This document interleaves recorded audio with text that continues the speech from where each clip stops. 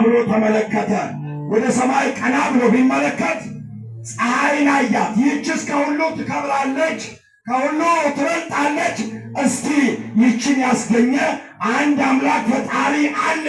ስለዚህ የዚችን አምላክ ላግኘው፣ የዚችን አምላክ ላነጋግረው አለና የፀሐይ አምላክ ሆይ ተነጋገረኝ፣ አምላከ ፀሐይ ተናበበኒ አለው። የፀሐይ አምላክ ሆይ አነጋግረኝ። ትውልዱ ግን ዛሬም ፀሐይን ያመልከዋል።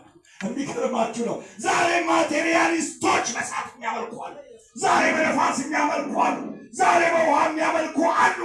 ተመልከቷቸው። በ21ኛው መቶ ክፍለ ዘመን የዛሬ 7000 ዓመት በፊት ግን አብርሃም እግዚአብሔርን በስነ ፍጥረት ጠባይ ተመራምሮ ፈልጎ እግዚአብሔርን አገኘ።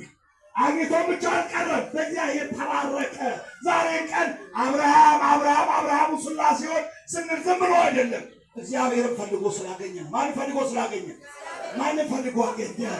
ፈልጎ አገኘ እግዚአብሔርን። ዛሬ እኮ እግዚአብሔርን ለማግኘት ብዙ ድካም አያስፈልግም። የላቦራቶሪ ምርምር አያስፈልግም። የሳይንሳዊ ፍልስፍና አያስፈልግም። ብዙ መውጣት መውረድ አያስፈልግም።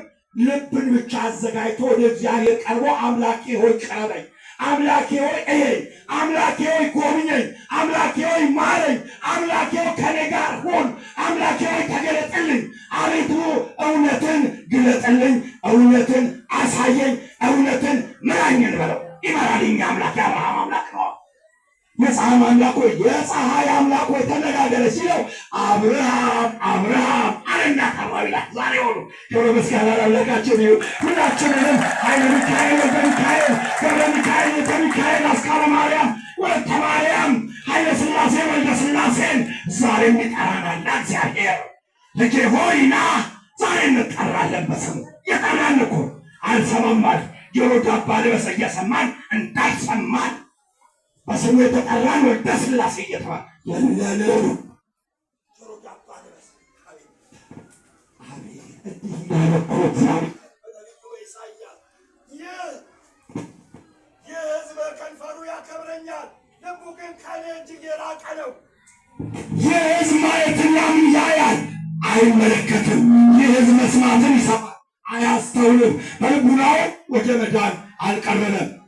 ሂድ ኢሳይያስ ሆይ የዚህን ሕዝብ ዓይን ጨፍን፣ ጆሮውን አደንቁር፣ ልቡንም አደንድን። እያየ ስለማይመለከት ማየትና መመልከት ይለያያል። ማየት ሁሉን ብሽታውን ሁሉ ማየት ነው። መመልከት ግን አስተውሎ ለይቶ ማየት ማለት አይቶ ተመልክቶ ማን እንደሆነች ማን እንደሆነ እነማን እንደሆኑ ለይቶ ማወቅ መመልከት ይባላል። ማየት አይደለም። ዝም ብሎ ብሽታውን ሁሉ ማየት አይደለም። መመልከት አይደለም። መስማትና ማስተዋል ይለያያል። የተሰማውን ነገር አስተውሎ እንዳይረሱት በእውነት በህሊና በአይምሮ ማኖር፣ ይሄ ማስተዋል ነው። ሰምቶ